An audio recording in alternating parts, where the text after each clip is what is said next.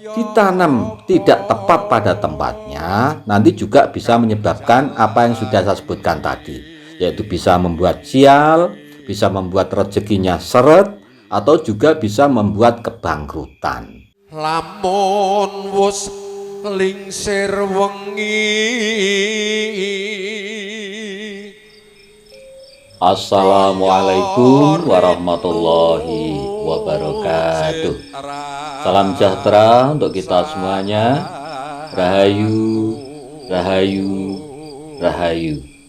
Pada kesempatan kali ini saya akan membahas tentang tanaman yang kalau ditanam di depan rumah kita itu bisa membuat sial atau juga bisa membuat suasana di rumah itu kurang harmonis dan bahkan bisa berpengaruh terhadap seret tidaknya rezeki terhadap kita. Nah, tanaman apa saja kira-kira yang bisa atau bisa menyebabkan peruntungan kita kurang baik? Nah, sebelum saya sebutkan, ini perlu saya jelaskan dulu bahwa setiap tanaman itu sebenarnya diciptakan oleh Tuhan yang Maha Kuasa. Itu tidak ada yang artinya tanaman atau tumbuhan itu sial atau beruntung, itu tidak ada. Tetapi itu hanyalah sebagai bahwa setiap tanaman atau tumbuhan itu memang mempunyai kemanfaatan sendiri-sendiri. Cuman yang saya bicarakan di sini adalah penempatan kita dan cara menanam kita yang tepat. Nah, kalau tanaman itu tadi ditanam tidak tepat pada tempatnya, nanti juga bisa menyebabkan apa yang sudah saya sebutkan tadi, yaitu bisa membuat sial, bisa membuat rezekinya seret, atau juga bisa membuat kebangkrutan.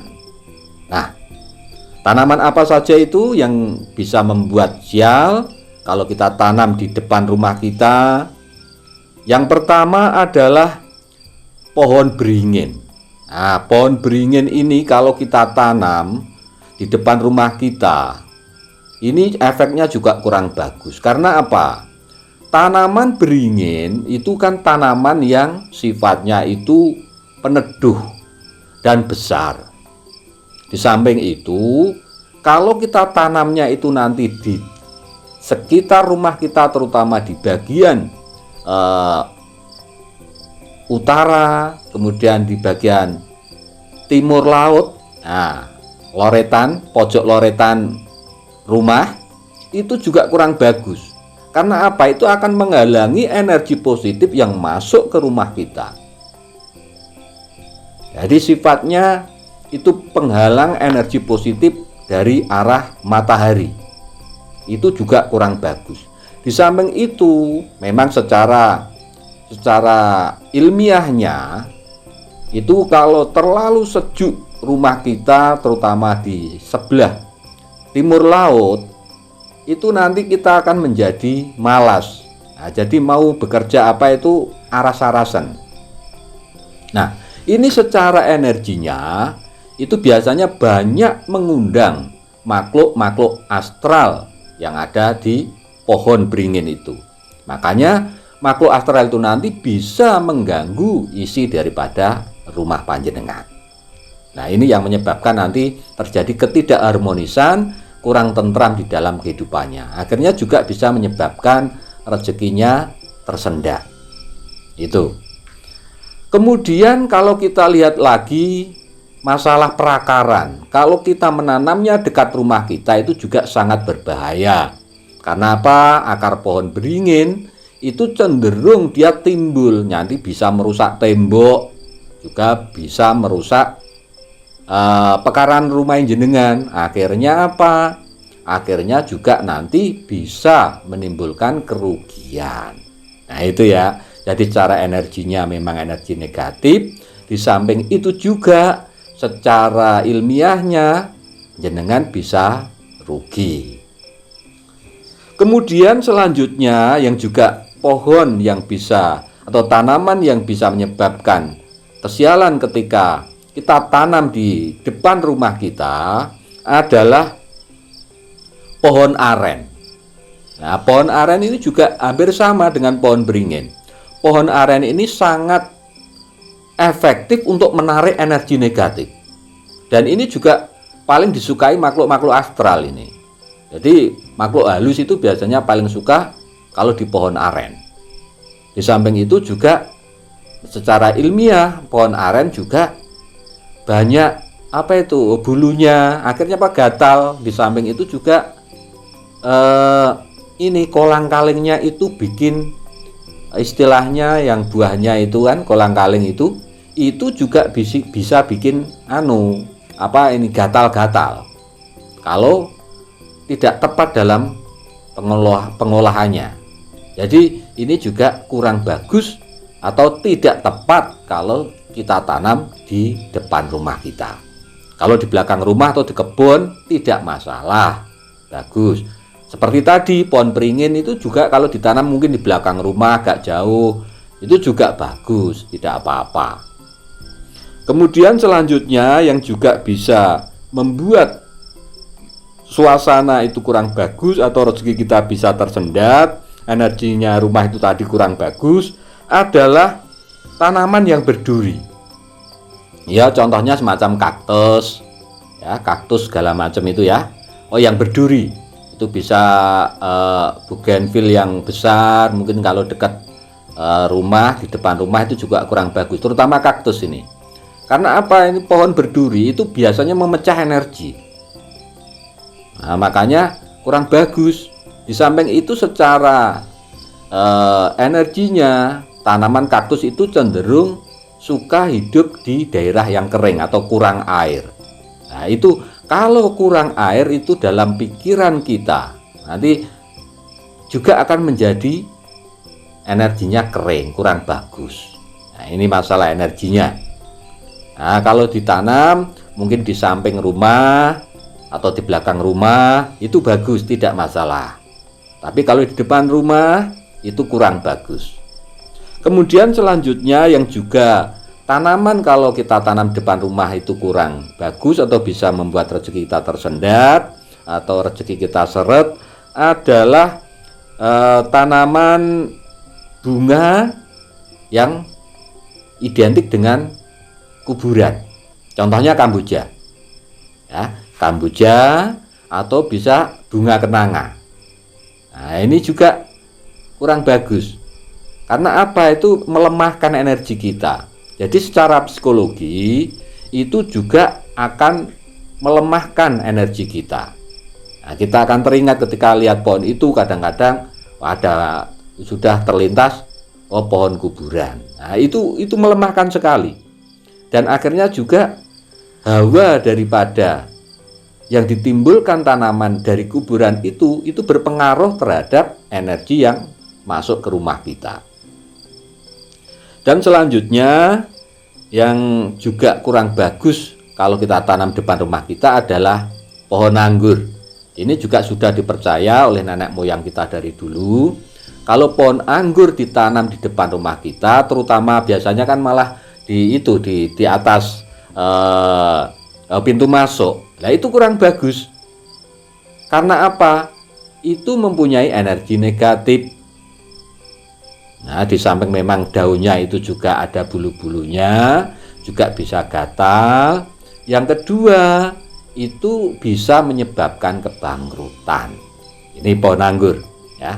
Tapi kalau ditanam di pekarangan rumah, di kebun atau di sawah, wah itu bagus. Itu luar biasa, tidak masalah.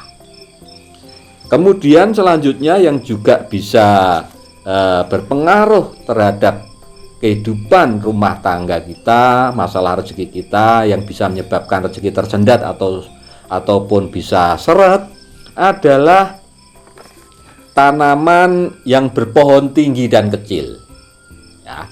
Ya, tanaman yang berpohon tinggi dan kecil. Contohnya pohon kelapa. Pohon kelapa yang tunggal. Jadi pohon kelapa rata-rata kan tunggal itu. Nah, kecil dan tinggi. Itu kalau kita tanam di depan rumah kita atau dekat rumah kita, itu juga akan memecah energi. Jadi dia membelah energi. Jadi ketika energi positif mau masuk, itu terbelah.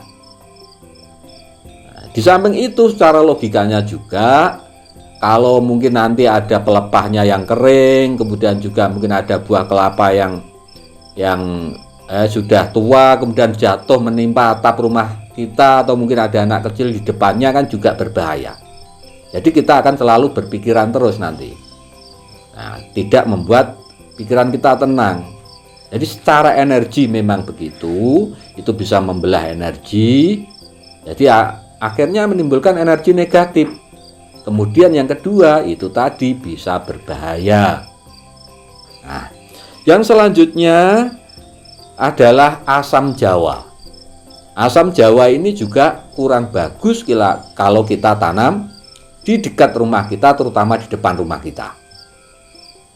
Karena apa? Ini juga mengundang makhluk-makhluk astral. Ini sukanya juga di pohon asam jawa ini. Apalagi kalau sudah besar. Ini hampir sama seperti pohon beringin. Itu biasanya kalau makhluk astralnya itu baik sih tidak apa-apa. Lah itu biasanya rata-rata itu usil. Nah, makanya nanti bisa membuat suasana di rumah panjenengan nanti sering terjadi pertengkaran dan juga kadang sering sakit. Nah, itu. Yang selanjutnya lagi yang kurang bagus kalau kita tanam di depan rumah kita adalah pohon sawo. Nah, sama ini sawo ini. Pohon sawo ini malah kesukaannya gendruwo ini biasanya. Makanya kalau ada anak kecil di rumah panjenengan kok di depannya ada pohon sawo, itu sering saja diganggu biasanya itu. Itu nangis, kadang mau maghrib nangis, tengah malam nangis lah. Itu ulah daripada makhluk-makhluk astral yang biasa suka di pohon sawo itu tadi. Jadi ini menimbulkan energi negatif untuk pohon sawo. Tapi kalau di pekarangan rumah juga bagus, tidak apa-apa, wong itu tanaman buah juga bermanfaat. Ya, jadi posisi menanam atau tempat menanam itu paling penting. Kemudian yang selanjutnya lagi yang kurang bagus di depan rumah kita itu adalah pohon kapas atau pohon randu. Pohon randu juga hampir sama, ini adalah pohon yang dengan cabang besar dan panjang. Secara logika, dan itu cabangnya juga gampang patah. Kemudian kalau pohon randu itu sudah berbuah, itu biasanya kan kapuknya banyak, itu kapasnya itu kapuknya banyak. Itu banyak menyerap debu. Nah, debu inilah juga energi negatif. Nah, jadi kurang bagus kalau kita tanam di depan rumah. Yang selanjutnya yang juga bisa membuat peruntungan kita kurang bagus kalau tanaman ini kita tanam di depan rumah adalah pohon pepaya. Nah, ini sudah dari zaman dulu kala juga begitu dipercaya oleh leluhur kita. Pohon pepaya itu juga kurang bagus kalau kita tanam di depan rumah kita. Jadi energinya adalah menarik energi negatif. Nah, contohnya begini. Pohon pepaya satu di samping itu gampang tumbang. Ya, ini cara logikanya ini. Di samping gampang tumbang, kalau kena angin, ya pas hujan angin itu gampang tumbang, itu kan juga nanti bisa merusak yang di bawahnya. Di samping itu secara psikologis juga kurang bagus, energinya negatif. Kemudian secara filosofis juga kurang bagus. Jadi pepaya itu payah. Bisa saja nanti terjadi kebangkrutan, usahanya tidak maju-maju. Nanti di dalam rumah itu sering sakit-sakitan dan banyak terjadi pertengkaran. Ini pohon pepaya. Jadi lebih bagus kalau pohon pepaya ditanam di kebun saja. Ya. Yang selanjutnya adalah tanaman yang mati. Jadi tanaman yang mati atau kering di depan rumah itu harus dibersihkan. Nah, karena apa? Itu mengundang energi negatif. Pikiran kita juga nanti semrawut atau kalau melihat tanaman sudah mati, kering, berantakan, ya kurang bagus. Itu energinya negatif sekali. Kalau pikiran kita semrawut, tidak tenang, nanti akhirnya rezeki juga menjadi tersendat. Ya, apa-apa juga tidak enak di pikiran, kurang tenang. Nah, itu.